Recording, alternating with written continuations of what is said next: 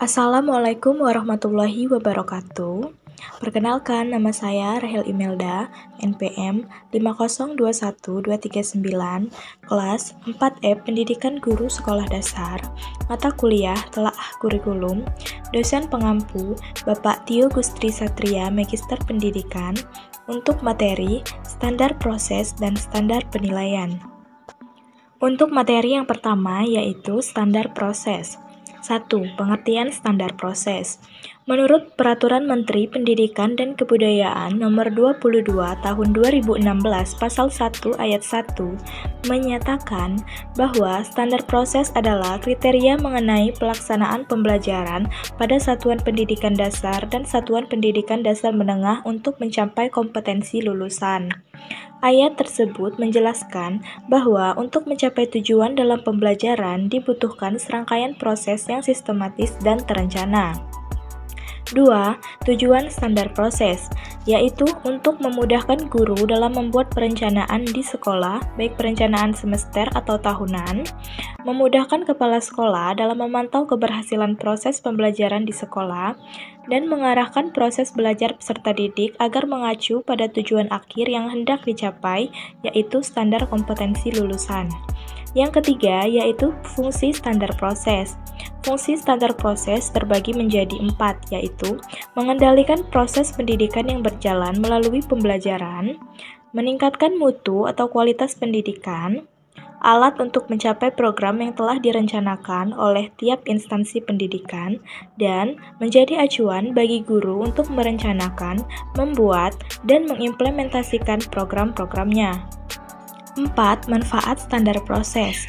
Standar proses bisa memberikan manfaat yang cukup signifikan pada pembelajaran, yaitu pembelajaran yang dilakukan oleh guru selalu terarah, efektif, dan efisien, sehingga peserta didik bisa lebih mudah dalam mengimplementasikan ilmu yang didapatkan. Yang kelima, yaitu komponen standar proses, terdiri dari 4 macam, yaitu perencanaan pembelajaran, pelaksanaan proses pembelajaran, penilaian hasil pembelajaran, dan pengawasan proses pembelajaran. Untuk submateri yang kedua, yaitu standar penilaian. 1. Pengertian standar penilaian pendidikan. Menurut Peraturan Menteri Pendidikan dan Kebudayaan Nomor 23 Tahun 2016, standar penilaian adalah kriteria mengenai lingkup, tujuan, manfaat, prinsip, mekanisme, prosedur, dan instrumen penilaian hasil belajar peserta didik yang digunakan sebagai dasar dalam penilaian hasil belajar peserta didik pada pendidikan dasar dan menengah.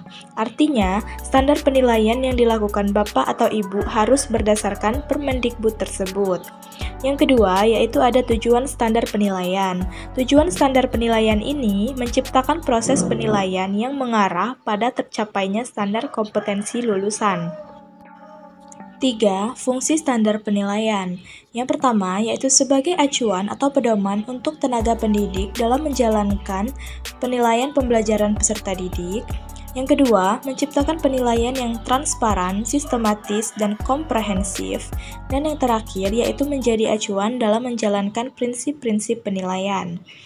4. Manfaat standar penilaian. Manfaat adanya standar penilaian adalah pendidik bisa membantu perkembangan peserta didik baik dari aspek sikap, pengetahuan, dan keterampilan. 5. Ruang lingkup standar penilaian. Ruang lingkup standar pendidikan dasar dan menengah meliputi penilaian hasil belajar oleh pendidik, penilaian hasil belajar oleh satuan pendidikan, dan penilaian hasil belajar oleh pemerintah. 6. Isi standar penilaian. Isi standar penilaian yang termuat di dalam rumusan Permendikbud Nomor 23 Tahun 2016 meliputi hal-hal berikut, yakni A. Aspek penilaian. Aspek yang menjadi objek penilaian pada jenjang pendidikan dasar dan menengah meliputi aspek sikap, pengetahuan, dan keterampilan. B. Aspek penilaian. Dalam melakukan penilaian, seseorang tenaga pendidik dan unit satuan pendidikan harus berpegang teguh pada prinsip penilaian yang telah dirumuskan oleh Kementerian Pendidikan dan Kebudayaan.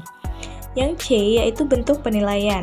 Jika ditinjau dari penyelenggaraan penilaian, ada 3 macam bentuk penilaian, yaitu penilaian oleh tenaga pendidik, penilaian oleh unit satuan pendidikan, atau penilaian oleh pemerintah. D. Mekanisme penilaian. Mekanisme penilaian adalah cara yang digunakan untuk melakukan penilaian secara terintegrasi guna mencapai standar kompetensi lulusan. E. Prosedur penilaian. Prosedur penilaian meliputi penilaian aspek, sikap, pengetahuan, dan keterampilan. Yang terakhir yaitu instrumen penilaian.